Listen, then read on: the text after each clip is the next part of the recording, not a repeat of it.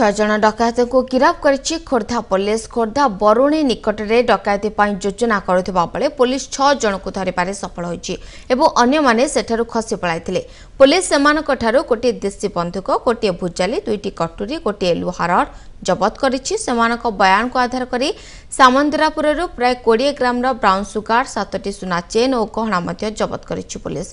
पूर्वरु खोर्धा, भुवनेश्वर, गंजाम जिलार विभिन्न डकायती मामला रे सेमाने संपृक्त थिबा कहिछि पुलिस।